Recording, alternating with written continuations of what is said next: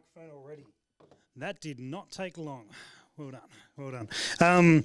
We will be exploring the world of thermal optics. It's a big world with lots of details and lots of nuance that happens in this world. And there is much to discuss. We will go through some of the core elements of it tonight, so hopefully you guys can have a good understanding of what makes up thermals and what makes up the various options, because there's a bunch of them here and a bunch of them there, and we will try and break down some of the numbers and statistics that often leave you a little bit confused and unsure about what you're actually looking at and getting yourself into. I also wanted to shout out to Mark, who's here with a three-footed monster, which is this particular mount here, which I'll talk about a little bit later as well. Those in the room, he's a good guy to speak to, and we will demonstrate a little bit of that afterwards as well. So I'm going to kick off at the top with talking about sensor size. Let me check my notes here, because some of this stuff is important and we want to get it right. But sensor size is one of what I call the trinity of thermal specifications. It's the physical size of the sensor, and it's measured in pixels. So you may see a 256 pixel or 384 or 640, and sometimes even higher than that. Let's have a little look at a couple of images that will give you a bit of an indication of pixel. So on the left-hand side here, we've got a 256 pixel image and a 384 pixel image. Now you can start seeing the difference between these two here. This one's quite blurry. This is the mobile phone tower that's just outside. So those who are actually here, you'll be able to check this later, make sure it is correct. But that's a reasonably low one. You can start seeing some definition come in here on the 384. Certainly as that pixel count increases, we start seeing a clear image. It's not the full story, because there are other elements that go on with thermal sensors, but it's certainly one of the big ones. If we jump that across to a 384 and 640, you will start seeing more refinement in that 640 sensor. So if you look at the edges here, this one here is quite jagged on the left-hand image, versus the one on the right-hand image at 640, it's a straighter image. You start getting that definition. See a lot of this colour, this grayscale has bled out a little bit on here, whereas a lot straighter, a lot more refined on the 640. And that's starting to show that the big difference between these pixels, that your target identification becomes a lot easier on your larger sensors. Now, of course, larger sensors cost more, so there's always a balance there in terms of doing that, and we'll explain a little bit more about some of the other factors that could be involved. But if we have a little look at the 256 versus the 640, the difference is pretty significant. Now, if you were working close in, working on like a 22 or shooting rabbits close in, something like that is fine. You can easily identify, and this particular item is at 100 metres, you can easily work out, oh yes, the rabbit, no problems at all, away we go. 640, you can imagine if that was a lot further away, we're going to need that resolution to be able to identify what it is that we're looking at. Also a significant cost difference between those two images to produce. I said though that this is one of the trinity of what we think about with the thermal specs. The other one there is pixel pitch. Is anyone here familiar with the terminology pixel pitch? Anyone heard it, looking at thermals? Yes, no, yes, shakes, nods, yes, perfect. What pixel pitch is measured in microns, and it's the measurement from the centre of one pixel to the centre of another pixel. So the smaller that measurement is, the more compact those pixels are going to be. They're tightly packed together. So let me give you an example of why that matters and where that counts. If we flick over to this slide here, we have the subject that we are viewing here. We've got a 17 micron pixel at the front here. You can see that is going to use 6 pixels to display that subject. The one behind it is a 12 micron. That is going to use 8 pixels to display that subject. Based on pixels alone, which one of those do you think is going to produce a clearer image? Any guesses? 12. Exactly right. If you think about it, looking at TVs, a nice big TV with a huge resolution count is going to give you a clearer image because there's more pixels to share those edges out to give more detail on it. Same is true for thermals. You have a tighter pixel cluster and you are going to have more pixels to display the same subject, same image. There'll be some other benefits with it relating in the real world.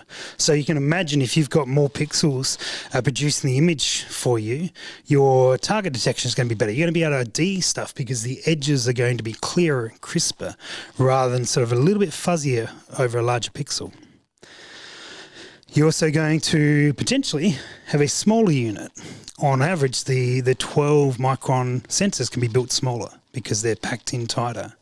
And so from a weight and size point of view, it can be more beneficial. Welcome aboard. Jump on in, mate.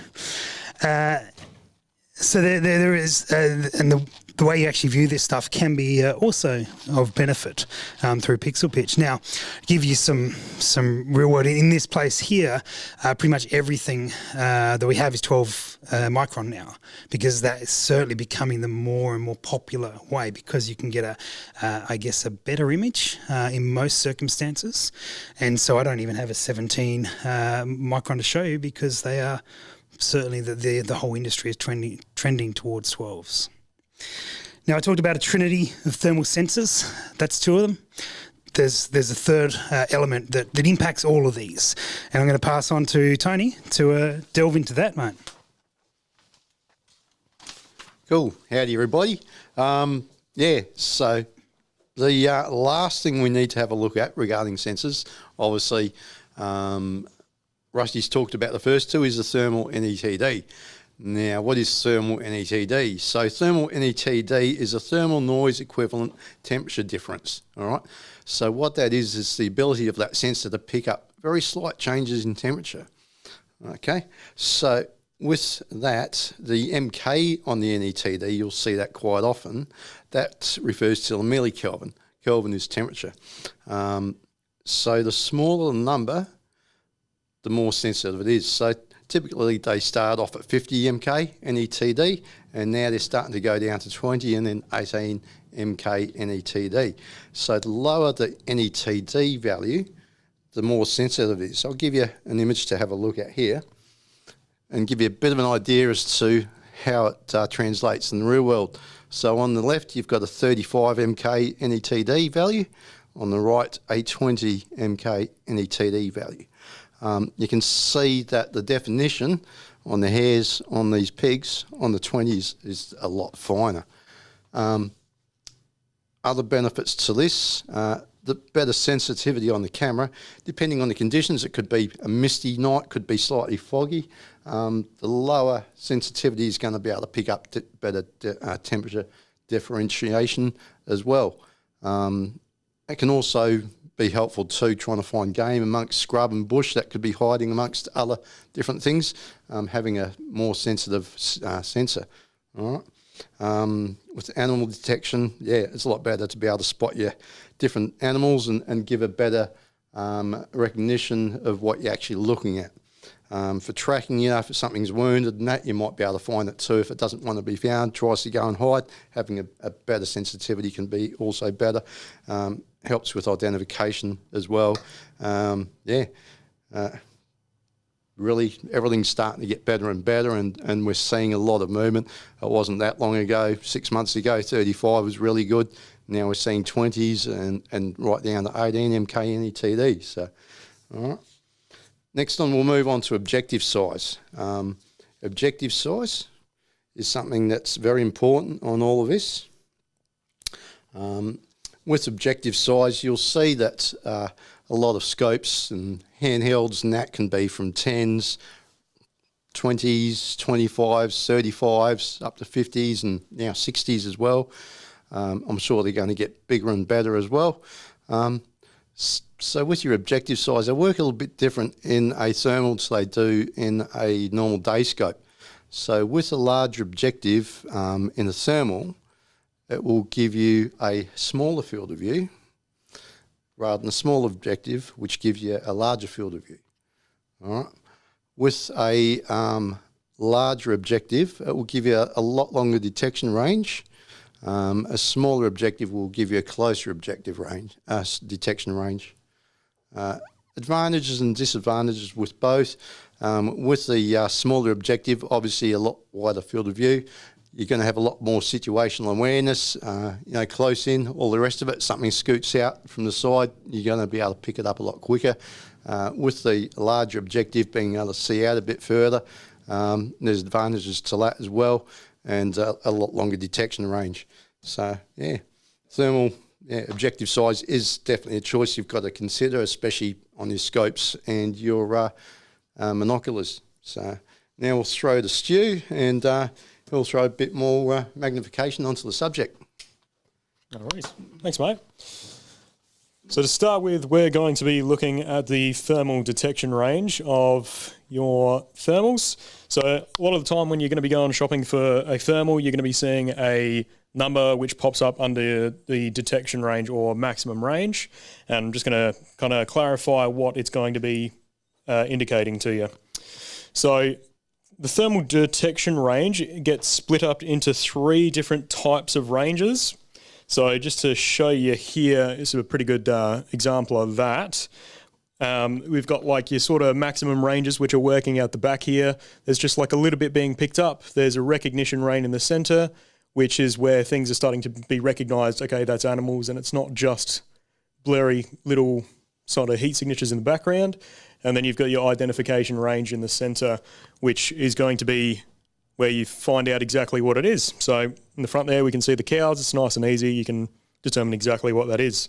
So to put this into context, the detection range usually works off of something, say, if it's like a vehicle-sized unit. So the maximum detection range would be taken from that size and that heat, and then you would be pulling that down to about a third of that for the recognition range, and that's where you're going to be recognizing that that is a vehicle. And then from that, you're going to pull it down to the identification range, which is about an eighth of that overall number that you're given. And then that'll be when you can recognize like the model of the vehicle and everything. So that's going to be where that lies. To give you a little more context as well, we've given some notes here from the Steiner Night Hunter. So they've got the detection range, recognition range, and identification range of the vehicle. And then when you pull it down to something that's a bit smaller, say a deer-sized target there, you're going to be probably pulling around about 70 to 80% of that. And then that's going to be sitting at about 3,200 meters, and then it's going to be the same for recognition and identification. So the smaller the target, the less heat's going to be coming off it, so you're going to have to take that into account when you're looking at the maximum range. And then the same is going to apply for a fox there. There's going to be less thermal readings coming out of it, and it's going to be a bit smaller, so you're going to have to jump down a little bit into that 40 to sort of 50% zone.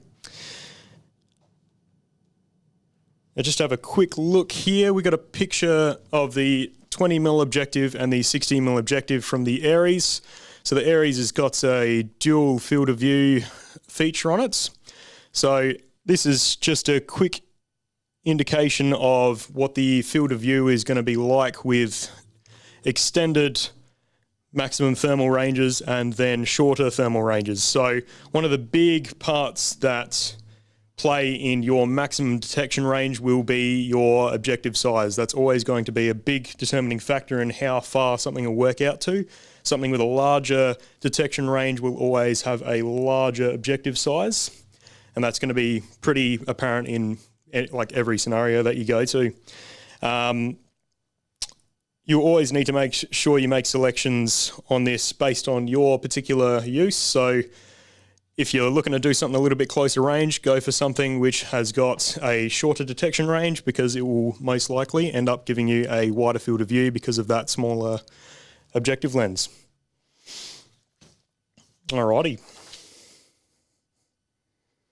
Now we're just going to go into optical and digital zoom. So optical zoom is the physical arrangement of lenses for physical magnification. So as you can see over here, this is actually 1.82, even though it says 1 times. So the optical and digital zoom in thermals are a little bit different, because it's, even though it tells you that it's going to be at a 1 times, it's still going to be sitting at the physically arranged lens giving it the magnification of 1.82 there in this specific case. So the digital zoom is going to be a simulation of zooming from the thermal unit, which will be achieved by cropping the pixels and providing you with a convenient zooming feature. So all thermals are going to have their starting point, which is going to be the optical magnification. And then as you use the digital magnification there, going up to the 4 times there, it's actually giving an optical equivalent of 7.28 magnification, and the same in 8 times going to 14.5.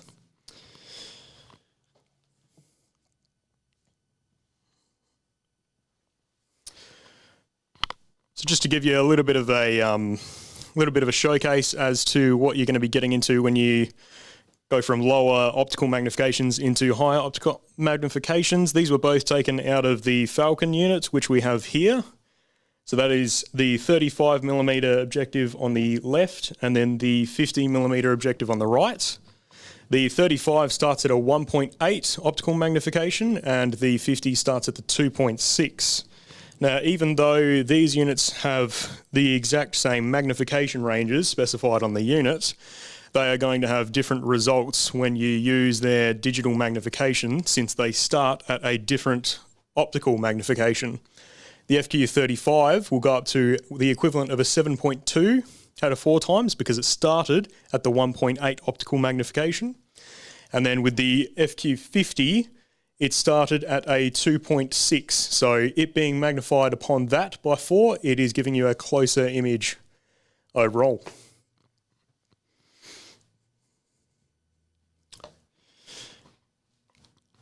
It isn't always beneficial to have a larger optical magnification because the larger optical magnification will give you a closer picture and will limit your field of view. So you're going to be making decisions on that as well, depending on your circumstance. To put case in point of the optical clarity here, we've got the Thermtech again, which can use the 20mm and the 60mm. Now, we've tried to marry up both of these pictures to be as similar as possible, and there's resting at 1 times optical on the 20mm and then the 3.2 times on the 60mm. And they're both producing the same picture, but because you have a starting optical point of 3.2, this picture is much clearer because it's using less of that digital magnification to push those pixels to their limit, essentially. So that optical zoom is going to be beneficial in precise analysis and for clarity. And then the digital zoom provides quick adjustments to your vision when acquiring your target. And then it will also allow you to make more accurate adjustments to your aim when you've actually spotted your target. So this is a nice picture-in-picture version here that we can show you. It's got the optical zoom here, and then it's got the digital zoom here. And with this, we've been able to identify the target, find it, and then in here, we're able to slowly make nice adjustments to ensure we make a clean procedure there while you're hunting. And then I'll hand it over to Rusty to talk about colour palettes. Sure. Before we get on to colour palettes, we took this image last night actually, and this is actually from a video. That's why it looks a little hazy, because the video, this is about a 2.5 seconds exposure of a fox running through. But I use this is the one here. This got 2 objective lenses, which, as Stuart was talking about with magnification is usually achieved in thermals by using your base level mag and then digital zoom. This one overcomes that by having 2 physical lenses in there and swapping between the 2. And so when we were out last night, we were able to swap out to 20, see what was around, and then punch in to 60, both optical, both really clear. And that's really good. It's a shame that I didn't take a photo of this, but it was a video at the time, and that's what we got. But this allowed you to really, like, that was just behind its neck on a fox there. And that was much clearer. What I did find last night using this, when you're looking through there, it is so much clearer and crisper than whatever it outputs as a export of an image. Anyway, that's not what I'm here to talk about. I really enjoyed playing with that last night. Colour palettes. So there are 4 common colour palettes and probably about 15 or 20 less common depending on brand. You guys might have seen this sort of thing with a display of different different colour palettes. So we have our amazing model, Josh, who's pressing buttons for us tonight to make the live stream work. So we're white hot on here. What was that? What was that, Josh? So we had to heat him up a bit. So white hot on the top here, black hot here, fusion or rainbow, depending on the brand, and this one is red hot through there. So take you through sort of where they might be useful. Now this is probably what most people think of when they think of thermal imaging, right, is that white on a dark background. And it's probably because it looks the most natural. It's sort of everything fades in the background and you're focused on whatever it is that you are looking for. And so you'll see those white elements. It's I guess, a very generic, a very generalised colour palette, which works in most environments. It's not necessarily the best at everything, but it's probably the best all-rounder. That's why you see that commonly is set as a default one when you first turn the unit on. The downside is that it's not necessarily got a lot of variation displaying sort of different temperatures. You get a little bit of grayscaling going on, but not quite as significant as some of the other palettes. We go on to Black Hot. Now this is actually, while it can often look a little jarring to look at, this often will pull out things in the background that you may not have necessarily picked up on otherwise. So it'll often have lots of black dots around and can be really good for identifying where targets are. It can be a little bit hard. As you can see here, the definition is not as clear because it very quickly reverts to black. All right. If we go through to the rainbow or fusion, depending on the model that you're using, this is much better for gradients. And we've had an electrician just walk in. This is a much more common type of colour palette that electricians can use, or maybe good ones can use, to see like warmer areas on circuit boards or anything along those lines, because it'll show you a lot of different variations in colours on there. So that is very useful. Less useful, it's not necessarily the most defined one, not necessarily good at making things pop out so much. Not so common to use when hunting. Some people certainly do. And this one is red hot. Well, this particular one is from these raptors here, but they actually put a little bit of gradient over the red, but a lot of them will just overlay red over whatever is the hottest thing on the screen. And so this can be really good if you're looking at a field and you're looking at it's a base level white hot. All your rocks pop up as white, that sort of thing. But whatever's the higher temperature will overlay red over, so it really draws your eye to it. Now, as you can see there, we can barely see, we know the shape, and that's about all we've got to go on. There's not a lot of detail internally in that. So it can be very difficult to work out the detail and the specifics of it, but it does draw your eye to it very quickly. So there's other colour palettes that these are, I guess, the four universal that appear in almost all thermals. There are a couple others that are brand specific, and they might take your fancy as well. Good. Now, Josh has made an appearance already. We've got a lot of different types of form factors for thermals. You guys would know that they come in scopes and spotters and that sort of gear, but I thought I'd just clarify a couple of things. So this one doesn't fit in here anymore, Josh. There's another. That's all right. We'll make do. So these more recently have become very popular. Scope-looking scope, as opposed to what many thermal scopes were for a long time, were these sort of more boxy things or a longer version of this. Now these work great, still very appropriate and very useful to use. They often do sit a little higher because of the mounts that they go on. And so once they move to or release these sort of options, there's a couple of benefits to this sort of stuff. One, visually for a lot of people, it's really important that the gun still looks like a good traditional guns setup.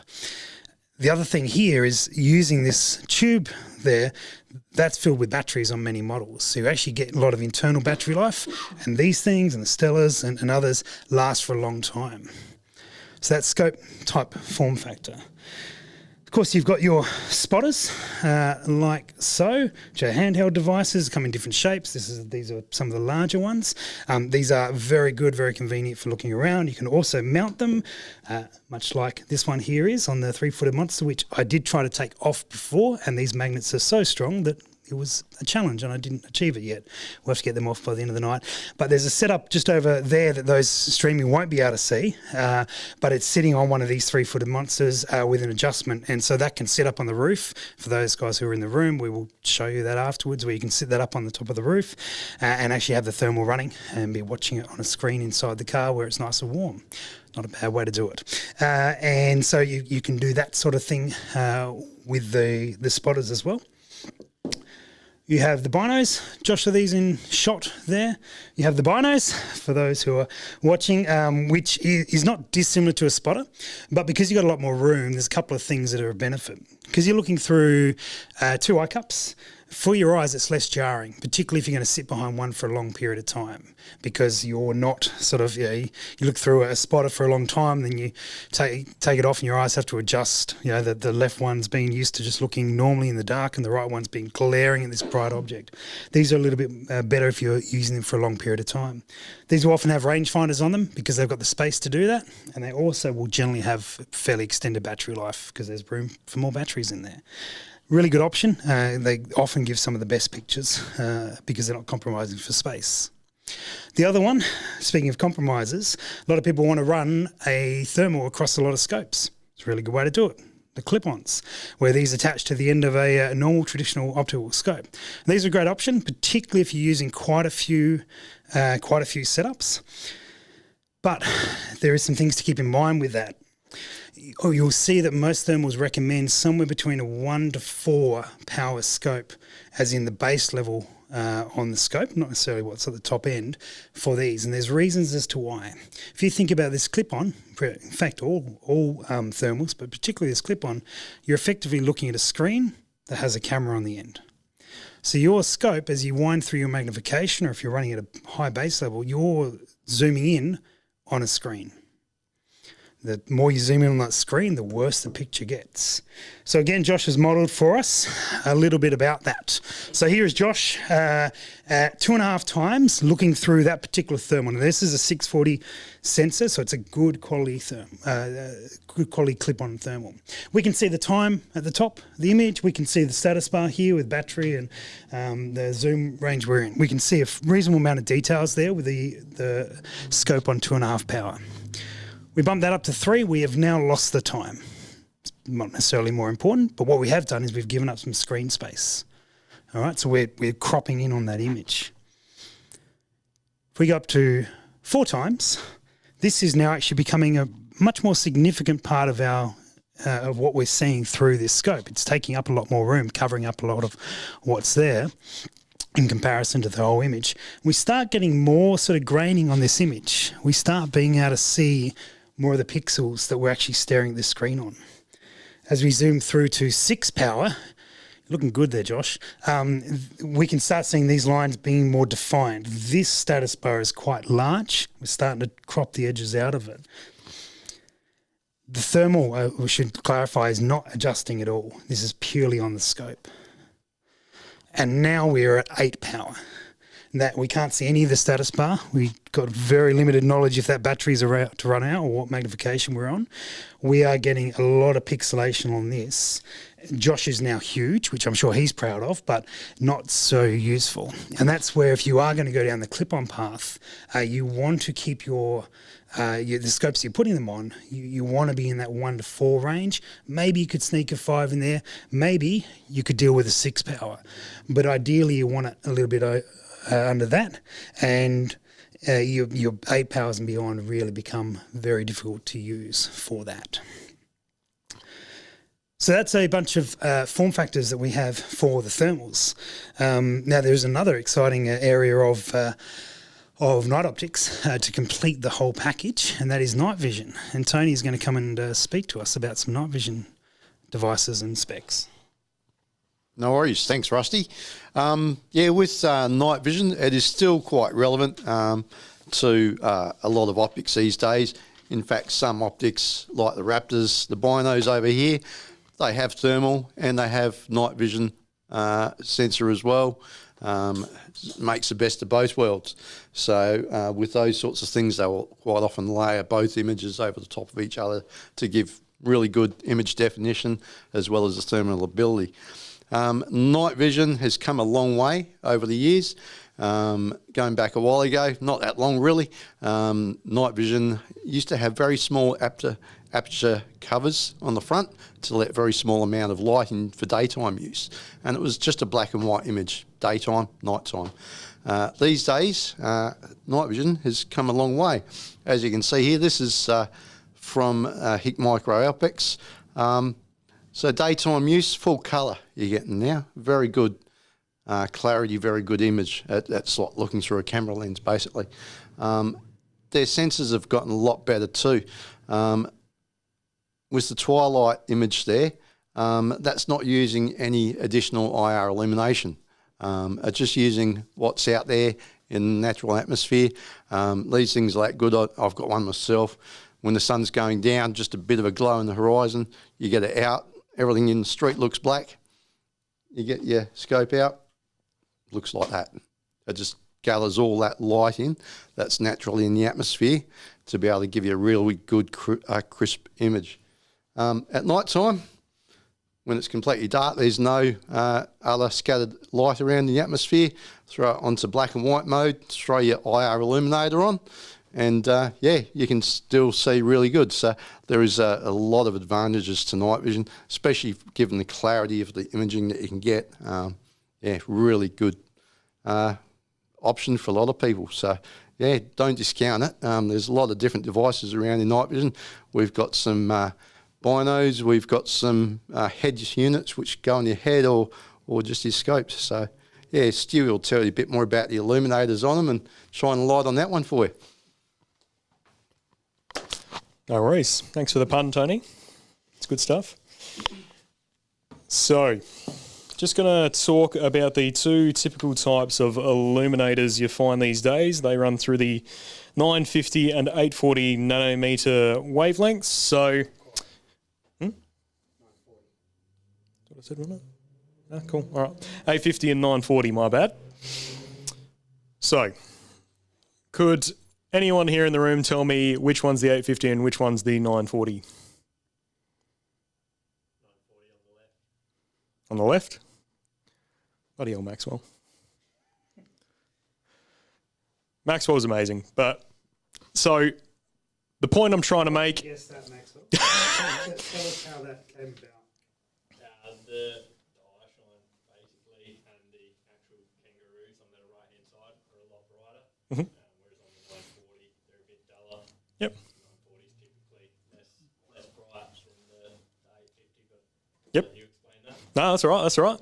So the point trying to make here is that, yes, there are definitely some slight different features, but I don't want to discredit either one. Both can still be used to their own sort of like a certain type of scenario. They're both still very much usable, and you can clearly see that they both bring up a lot at night time. It's still very usable on both departments. So the main differences will be that the 850 is going to throw a little bit more light and will go out further, and it will emit a slight red glow, whereas the 940 will have a completely invisible illumination to it. It's completely invisible to the eye, and so with that you would be looking to use the 940 nanometer illuminator for hunting targets which might be a little more aware and a bit more skittish. So here's a little picture of how the 850 and the 940 compare,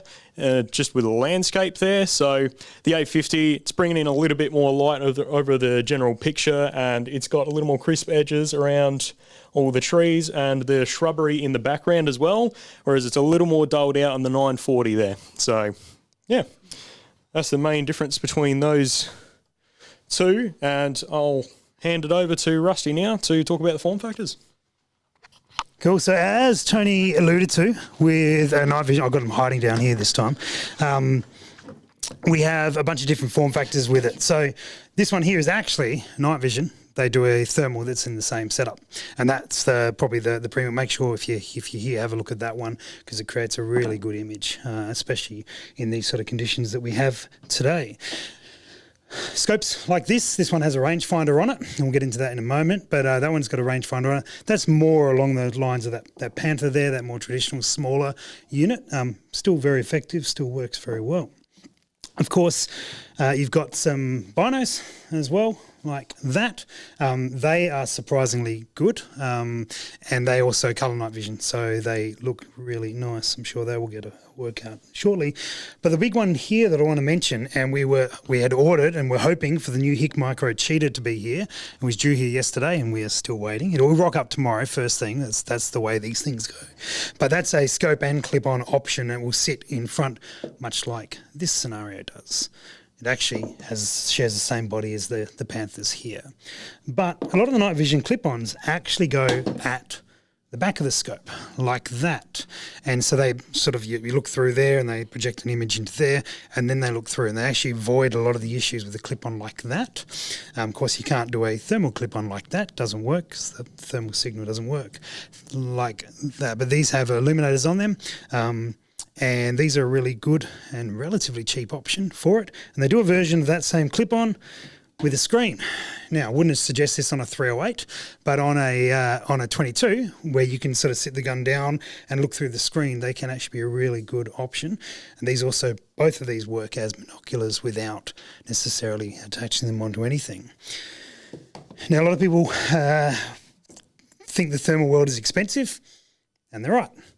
But sometimes a combination of devices can work really well. One of the most common combinations that we see is someone looking to sort of keep the price down. They will go with a thermal spotter, because spotting is where you need to see, that you need your attention drawn somewhere. Thermal does it extremely well. You can be looking around and going, oh yeah, there's definitely something over there. Not entirely sure what it is, but it is worth investigating. We might head that way or look that way.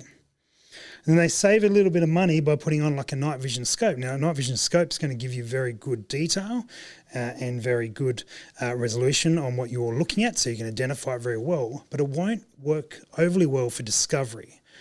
Unlike a thermal, which you look across anywhere and it just pops like crazy. So that combination of a thermal spotter and a night vision scope, if you're trying to keep the price down, can work extremely well. Not to say if you had the option, something like that would potentially work better. But we all have budgets, so we have to stick to, which is super convenient, because thanks to some suppliers and some guys helping us out, we are having a sale. But I've been told that none of the prices and none of the deals can make to the camera or to the website or anything along those lines. So for those who are in the room, you guys are entitled to all of them. For those guys who can get in to see us, you're welcome to. Our sale will be running to Monday. And those who are watching and can't get here, no problems, call us, say you watched the night, and ask for the better price. We're also excited to announce this evening that we are now stocking infrared and night tech as well. So they've just come on board recently. Couldn't get stock here in time for tonight to show them off to you, but we have details and specs and information on them as well. So happy to talk about those also. So guys, thank you for those who are in the room. What we're going to do is we're going to turn a bunch of these devices on, walk outside and go, ooh, and all that sort of thing as we look through them in a moment. And of course, answer a bunch of questions and such. For those who are watching, guys, if you've got questions, we're not going to be able to get to them now, but put them in the comments and we will have a look through and we will be able to make some videos and respond to those accordingly. So we would love to hear to you and it'll give us some ideas for some other videos and such we can make for you guys. So thank you to those guys who are on the live stream with us, and we will catch you with you shortly. But there are we've got a couple of questions that we will be able to cover off that we know will be coming, because they're really common questions. So I'll start off with the first one, because I'm standing here already, is regarding software. Now, many people will buy a thermal and think of it as a scope, where they put on the gun and they don't touch it for 14 years and they just go and shoot. Which would be great. These are much closer to your phone. How often a year does your phone get updated? I'm getting nods but no numbers. Too many times, several times throughout the years. Your phones get updated with new features, new options and fixes and all this sort of gear. You got to think about these devices much the same, particularly the thermals. There are regular updates for them. Chances are if you've had a problem with it, some sort of glitch, that's got fixed in a software update. You can imagine that these things will get made somewhere, spend 2 months on a boat getting out to wherever they're going, sit at distributors for a month, sit on a shop for a month. By the time you get it, it's 4 months old. All right. There's probably a couple of updates on there that'll fix a couple of things that you might see straight away. Now, of course, if you buy from here or you bring it in, we can do the updates for you, but they're actually pretty easy. It's very much the same process of connecting your phone to look through the thermal. Connect to the Wi-Fi, open the app, and pretty much good to go. You then can download the software and it'll install it over for you. It's pretty easy to do. We are also happy to take you through it if you are able to get in here. But I encourage you, that fixes so many challenges and little problems that they're forever being updated. And there's also often new features and new things. So what you're buying one particular day isn't necessarily the end, like all it will ever do. There's often software elements that they can unlock that make them more useful and improve it. Now, one of the other questions that we often will get is about how to zero these things in. So Tony, you've zeroed in more of these than most. I'm going to let you cover this one. Thanks, Rusty.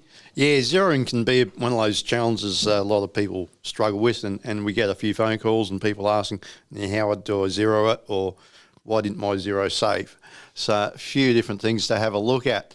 With your zeroing, one thing to make very certain of is whatever distance you're putting in is the actual distance that you are really zeroing in. So don't enter in 100 metres and then zero at 50. All right, that can be a bit of a problem in the software side of it, especially a lot of these scopes can have different ranging features in them, and that will translate to problems downfield. With your zeroing, you can set different profiles as well. Depending on the scope, not every scope has the ability to set different profiles. So you might want to set different profiles because you're putting it onto a couple of different guns. The one optic, they're expensive. I want to put it in my 22 and my centerfire as well. So you can set different profiles, or you might be running different types of ammo for different use and different zeros to use that on as well. So quite often you can set different profiles as well. This one here is the Thermtech. Not every scope has the ability to auto zero, but they all have an ability to manual zero. So manual zero, quite simple to do anyway. So auto zero, pretty much take a shot and it does it for yourself. So with your manual zero, we'll have a look here. That's all your different profiles that you can set in. Your distance, your gun profile, and your X and Y's, which is your vertical and horizontal axis. Looking at this, make sure that your distance is 32 metres or whatever you're going to be zeroing at. This was out in the warehouse. We weren't actually shooting out there, but a simulation. With this one too, showing zoomed out, some thermals will not save their zero profile when you're on the highest magnification setting. For some reason, I've found that myself. You might have to go back to your base magnification settings. So if you're having trouble saving those parameters, try and drop your magnification back. That might be the issue. All right. So here we are, we're in the zero profile. Take your shot. Once you've taken your shot, you'll hit the freeze button, freeze button up there, and save your image. We've taken the shot, it freezes the image. What we're going to do next is we're going to move our point of aim to the actual impact. All right, and that's done by adjusting your X and Y axis. Okay.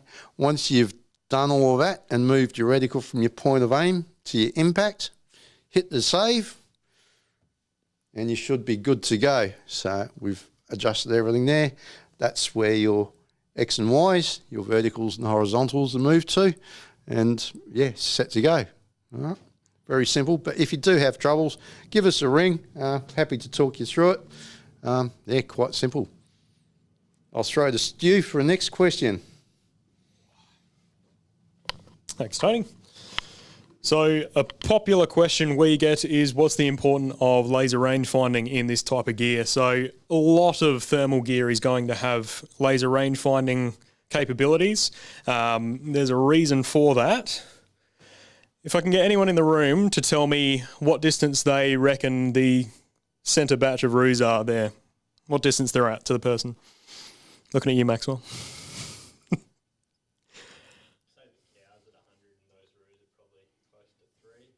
Yeah. Yeah. Okay. So in this particular scenario, the cows, we're sitting around about the 100 mark. That's correct. But then when you start pushing it out to here, it's about 220, 250. So it'll all depend on your personal experience with it. Yes, if you've got a lot more experience with it, you are going to be able to make a better judgment on how far these things are. However, it being a flat picture that's being presented to you as it is here, it's going to be the exact same as it will be in a thermal. So it's very hard to make that distinction based on this image that's being pushed at you, and all of these things are all being on the same one side, like kind of surface there, at you there. So it's going to be a lot better to have that laser rangefinding capability so that you get that distance right so you can make a more accurate shot. Otherwise, it's going to be a bit hard to find things that are a little bit further out as well. That'll be the end of it. Excellent. All right. Well, that's about it from us formally tonight. So thanks for those guys who are watching the stream. We will catch up with you next time. We'll finish that. And then all you guys here...